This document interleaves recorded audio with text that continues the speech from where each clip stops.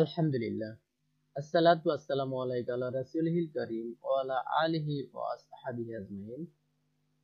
সম্মানিত কামিল তাফসীর প্রথম বর্ষের ভাই ও বোনেরা, আমরা আজকে হাজির হয়েছি খুলনা আলিয়া কামিল মাদ্রাসার সাজেশন এবং তার সলিউশন নিয়ে। আজকে আমরা আলোচনা করব 31, 30 এবং 32 নম্বর আয়াতের তাফসীর নিয়ে। 30 নম্বর আয়াতে বলা হয়েছে, ওয়াইজ ক্বালা রাব্বুকা লিল মালাইকাতি ইন্নী জাইলু ফিল আরদি খলিফা। এখানে অস্পষ্ট থাকার কারণে আমি আয়াতটি আর পড়ছি না। আপনারা সূরা বাকারা কোরআন মাজিদ থেকে অথবা আপনাদের পাঠ্য বইয়ের অথবা গাইড থেকে বের করে আয়াতটি পড়ে নেবেন। তো আমরা মেন তাফসিরে চলে যাই। সংকলন তথ্য বলা হচ্ছে যে আয়াতগুলো কোথা থেকে সংকলন করা হয়েছে সেটা। তো এইগুলো আপনার ঐচ্ছিক, আপনি সংকলন তথ্য আয়াত প্রসঙ্গ দিতেও পারেন, না দিতেও পারেন, আপনি ডাইরেক্ট আয়াত সমূহের তাফসীর দিতে পারেন। তবে আমি সাজেস্ট করব এই সংকলন তথ্য আয়াত প্রসঙ্গ দিলে স্ট্যান্ডার্ড মানের লেখা হয় এবং একটু নম্বর বেশি পাওয়া যায়। 30 নম্বর আয়াতের অর্থ এবং তাফসীর আমরা পড়ার চেষ্টা করব এবার।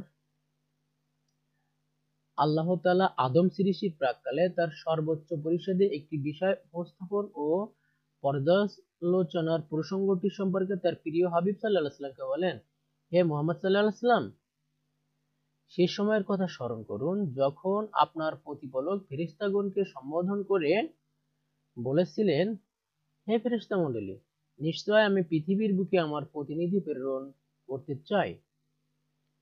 তারা আমার প্রদত্ত বিধিবিধান অনুযায়ী চলবে এবং তা বাস্তবায়নের দায়িত্ব পালন করবে। এ ব্যাপারে তোমার অভিমত কি? তখন ফেরেশতা বললেন, আপনি কি সেখানে এমন এক জাতি সৃষ্টি করতে চান যখন তারা তথায় ফিতনা, ফাসাদ, বিপর্যয় সৃষ্টি করবে এবং পরস্পরের মধ্যে রক্তপাত ঘটাবে? সারা বিশ্বে তারা অশান্তি ও অরাজকতা সৃষ্টি করবে? আপনার প্রতিনিধিত্ব করতে তারা ব্যর্থ হবে। অথচ আমরা তো প্রতিনিয়ত আপনার প্রশংসার তাসবিহ পাঠ করছি এবং আপনার পবিত্রতা বর্ণনা করছি। সৃষ্ট জীব থেকে দাসত্ব পাওয়াই যদি আপনার উদ্দেশ্য হয়, তবে এই কাজই তো আমরাই যথেষ্ট। তাদের মন্তব্যের প্রেক্ষিতে আল্লাহ তাআলা বলেন, প্রতিনিধি প্রেরণের ক্ষেত্রে কি নিগূঢ় তত্ত্ব, মূল রহস্য রয়েছে সে ব্যাপারে আমি যা জানি তোমরা তা জানো না। সুতরাং এই পৃথিবীকে আবাদ করার জন্য আমি অবশ্যই প্রতিনিধি পাঠাবো। কাতাদা রাহিমাহুল্লাহ বলেন, তারা যে বনি আদমের ঝগড়া, ফাসাদ ও রক্তারক্তির আগাম কথা উপস্থাপন করেছিলেন তা উক্ত সৃষ্টির তত্ত্ব রহস্য উদ্ঘাটনের জন্য করেছেন। তারা উত্থাপন করতে চেয়েছিলেন বা বলতে চেয়েছিলেন যে, হে আমাদের প্রতিপালক, তাদেরকে সৃষ্টি করার পেছনে আপনার কোনো উদ্দেশ্য রয়েছে যে আপনি তাদের ফাসাদ ও রক্তারক্তি সম্পর্কে জানা সত্ত্বেও তাদেরকে সৃষ্টি করবেন? যদি আপনার উদ্দেশ্য হয় ইবাদত, তাহলে আমাদের ইবাদত কি কোনো ত্রুটি পরিলক্ষিত হয়েছে? তাই ফেরেশতাগণের প্রশ্নের জবাবে আল্লাহ তাআলা কি বললেন? ইন্নী আ'লামু মা লা তা'লামুন। অর্থাৎ তোমরা যেসব খারাপ দিক উল্লেখ করেছো তাছাড়া ভালো দিকও রয়েছে। অর্থাৎ আমি যা জানি তোমরা তা জানো না। আমি অনতিকাল পরেই তাদের থেকে নারী সৃষ্টি করব, তাদের মধ্য হতে রাসূল মনোনীত করব, তাদের মধ্য হতে সিদ্দিকী, শহীদ, নেককার, আবেদ, জাহেদ, আউলিয়া, আবরার, মুকাররাব, আলেম, আল্লাহ ভীরু, আল্লাহ প্রেমিক ইত্যাদি সৃষ্টি হবে। সহিহ হাদিসে রয়েছে, যখন ফেরেশতাগণ বান্দার আমল নিয়ে ঊর্ধ্ব জগতে আল্লাহ তাআলার দরবারে পৌঁছেন, তখন আল্লাহ তাআলা সবকিছু জানা সত্ত্বেও প্রশ্ন করেন, আমার বান্দাদেরকে কোন অবস্থায় রেখে এসছো? তখন তারা সমস্যার জবাবে বলেন, আমরা গিয়ে তাদেরকে নামাজে পেয়েছি এবং আসার সময় নামাজে রেখে এসেছি। সুবহানাল্লাহ। এর কারণ হলো তারা একদল ফজর নামাজের সময় আসে এবং আসরের সময় চলে যায় এবং অন্য দল আসরের সময় আসে এবং ফজরের সময় চলে যায়। রাসূল সাল্লাল্লাহু আলাইহি ওয়াসাল্লাম বলেন, ইরফাউ ইলাই আমালাল লাইলি ক্বাবলান নাহার ওয়া আমালুন নাহার ক্বাবলুল লাইল। অর্থাৎ আল্লাহ তাআলার নিকট রাতের আমল দিনের আগে এবং দিনের আমল রাতের আগেই পৌঁছে থাকে। এটাই আল্লাহ তাআলার জবাব, ইন্নী আ'লামু মা লা তা'লামুন, আমি যে জানি তোমরা তা জানো না। আচ্ছা, তারপর একটু স্কিপ করে আমরা নিচের দিকে চলে যাই, কেন অত আয়াত এর তাফসীর যদি আপনারা করে পড়তে যান, লিখতে যান, তাহলে কিন্তু আপনারা সময় পাবেন না। যেহেতু একটা প্রশ্নের জন্য আপনি যদি সময় বন্টন করে থাকেন, তাহলে দেখবেন 18 থেকে 19 মিনিট সময় পাবেন। তো 18 থেকে 19 মিনিটের ভিতরে কিন্তু অতগুলো লেখা আসলে সম্ভব না। তো আমরা মেন তাফসীর গুলোতে চলে যাই। এখানে লেখা আছে, ইন্নী জাইলু ফিল আরদি খলিফা। এই আয়াতের তাফসীর দেখি।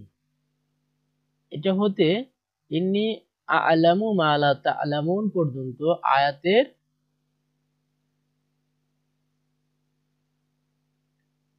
ব্যাখ্যা প্রসঙ্গে আবুল আলিয়া রাহিমাহুল্লাহ বলেন, আল্লাহ তাআলা মঙ্গলবারে ফেরেশতা, বুধবারে জিন ও শুক্রবারে আদম আলাইহিস সালামকে সৃষ্টি করেন। জিন জাতি যখন বিদ্রোহ হলো, তখন ফেরেশতাগণ পৃথিবীতে অবতরণ করে তাদেরকে হত্যা করলেন, কারণ পৃথিবীকে তারা ফাসাদ সৃষ্টি করেছিল। ফলে আল্লাহ তাআলার সমীপে আরজ করলেন যে আপনি কি পৃথিবীতে এমন জাতি সৃষ্টি করবেন যারা জিন জাতির মতো ফিতনা ফাসাদ সৃষ্টি করবে এবং তাদের মতো রক্তপাত ঘটাবে। আচ্ছা, আমরা এবার এখানে আরেকটু আয়াতের অংশ আছে, এইটার তাফসীর দেখি। ক্বালা ইন্নী আ'লামু মা লা তা'লামুন, একই তাফসীর। যাই হোক, এবার আমরা 31 নম্বর আয়াতে চলে যাই।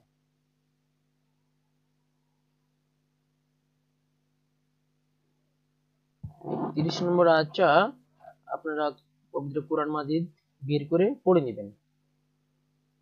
ওয়া আল্লামা আদামাল আসমাআ কুল্লাহা সুম্মা আরাজাহুম আলাল মালাইকাতি ফাকালা আম্বিউনি বিআসমাই হাউলা ইন কুনতুম সাদিকিন। আল্লাহ তাআলা আদম আলাইহিস সালামকে সমস্ত কিছুর নাম শিক্ষা দিলেন, অর্থাৎ সকল কিছুর নাম, শ্রেণী, গুণ ও কার্য সম্পর্কে অবহিত করলেন। যেমন হযরত ইবনে আব্বাস রাদিয়াল্লাহু তাআলা বলেন, উদ্রোৎসারিত মরুদ পর্যন্ত বাদ পড়েনি, অর্থাৎ প্রত্যেক প্রাণী, বস্তু, শ্রেণী ও তাদের ছোট বড় সর্ববিধ কার্যকলাপ সম্পর্কে আদম আলাইহিস সালামকে জ্ঞান দান করা হয়েছে। অতঃপর আল্লাহ তাআলা ফেরেশতাদের সামনে যে সব বস্তু পেশ করলেন এবং বললেন, আমাকে এগুলোর নাম বলো যদি তোমরা তোমাদের দাবিতে সত্যবাদী হয়ে থাকো। এ সম্পর্কে হাদিসে বর্ণিত হয়েছে,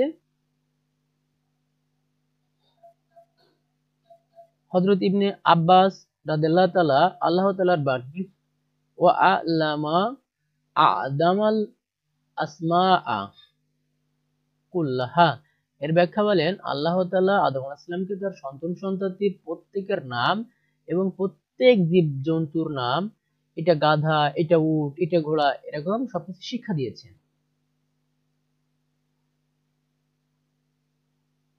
হযরত মুজাহিদ রাহিমাহুল্লাহ বলেন, ওয়া আল্লামা আদামাল আসমাআ কুল্লাহা, আয়াতের তাফসীরে বলেন, আল্লাহ তাআলা আদম আলাইহিস সালামকে সমস্ত পশু পাখি সহ সকল বস্তুর নাম শিখালেন। পরবর্তীতে আমরা 32 নম্বর আয়াতে চলে যাই। ক্বালু সুবহানাকা লা ইলমা লানা ইল্লা মা আল্লামতানা ইন্নাকা আনতাল আলিমুল হাকিম। আল্লাহ তাআলার প্রচ্ছন্ন ধমকের সঙ্গে সঙ্গে ফেরেশতাগণ সমস্যাটা বলল, হে প্রভু, তুমি পবিত্র, তুমি আমাদেরকে যতটুকু জ্ঞান দান করেছো তার বেশি তো আমাদের কোনো জ্ঞান নাই। তুমি সর্বজ্ঞ, শ্রেষ্ঠতম কুশলী ও প্রজ্ঞাময়। এতে ফেরেশতাদের পক্ষ হতে আল্লাহ তাআলার পবিত্রতা ও নিষ্কলতা বর্ণনামূলক বক্তব্য। এখানে আল্লাহ তাআলা ফেরেশতাদের উপর আদম আলাইহিস সালামের শ্রেষ্ঠত্বের কথা তুলে ধরেছেন। বিদ্যায় আদমের কাছে ফেরেশতাগণ হার মেনে নিল, সমুদায় বস্তুর পরিচয় দিতে গিয়ে ফেরেশতাগণ অপারগ হলে আদম আলাইহিস সালাম তাদেরকে ওইগুলো শিক্ষা দিলেন এবং শিক্ষাগত মর্যাদার বৈশিষ্ট্য মণ্ডিত হলেন। হযরত ইবনে আব্বাস রাদিয়াল্লাহু তাআলা বলেন, আয়াতে সুবহানাকা বলতে সুবহানাল্লাহ বোঝানো হয়েছে। সুবহানাল্লাহ এর অর্থ হচ্ছে আল্লাহর পবিত্রতা, অর্থাৎ তিনি সমস্ত অশ্লীলতা থেকে পবিত্র। হযরত ওমর রাদিয়াল্লাহু তাআলা একদা হযরত আলী রাদিয়াল্লাহু তাআলা এবং তার পাশে উপবিষ্ট কয়েকজন সাহাবীকে জিজ্ঞেস করলেন, আমরা লা ইলাহা ইল্লাল্লাহ এর অর্থ তো জানি, কিন্তু সুবহানাল্লাহ এর অর্থ কি? হযরত আলী রাদিয়াল্লাহু তাআলা উত্তরে বললেন, এটি এমন এক কালিমা যা মহান আল্লাহ নিজের জন্য পছন্দ করেন এবং এটি উচ্চারণে তিনি খুব খুশি হন।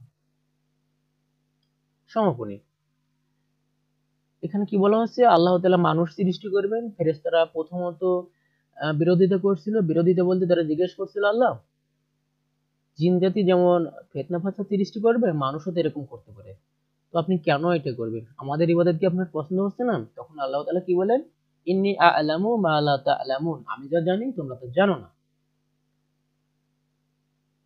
তো আজকের এপিসোড এই পর্যন্ত থাক। আল্লাহ হাফেজ।